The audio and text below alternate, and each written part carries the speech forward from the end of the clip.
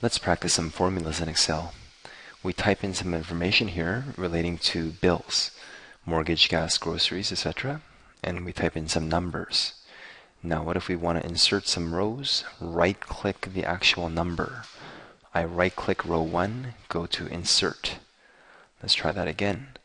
Right-click, Insert. And I'm going to just add a nice title here. Bills. So we typed in bills, press enter.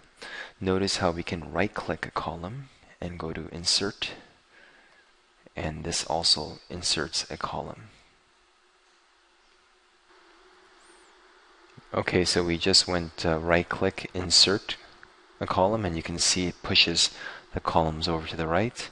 Similarly, you can go right-click, delete columns. In fact, you can even highlight multiple columns and right-click, delete them together.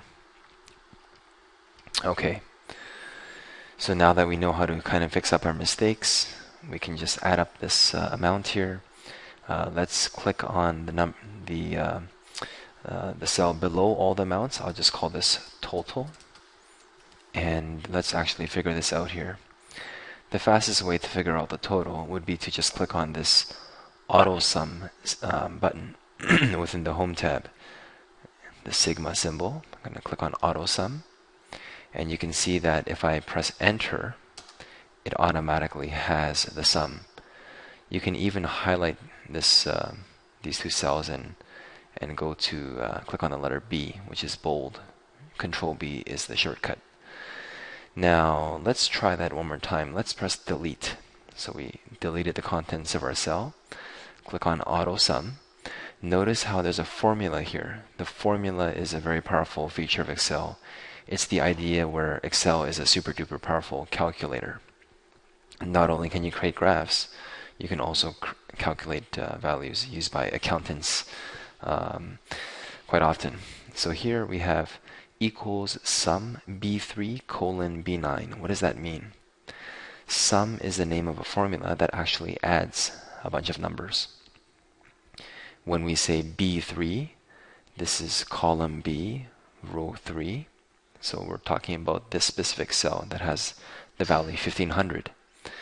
If you've ever played Battleship, B3, and then you hit this spot here until we sink someone's battleship. What about B9? B is column B, row 9 is over here. So we're talking about the cell that has the value 75.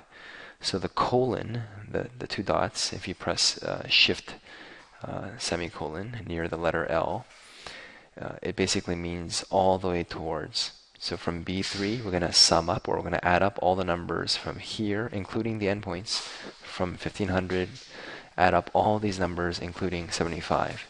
And so this is the way the formula works. You type in equal. This is a common mistake. People forget to put the equal sign.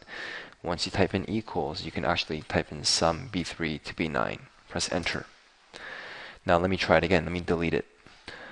You don't have to press these buttons. If you know the formula, you could just type in using your keyboard equals S. Notice how there's many different functions with the letter S, but we remember the word sum, S-U-M, bracket, and notice how Excel tries to help you.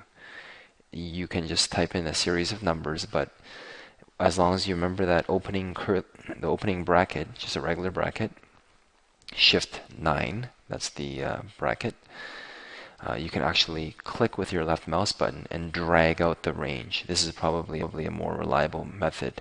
Although it's nice to understand what these B3, B9, colon B9 means, it's probably more accurate to just drag it out using your mouse and then press enter. You don't even have to close this last closing bracket. It's optional. Press enter. So congratulations, you now know how to do a basic formula dealing with adding numbers up, which is the sum formula.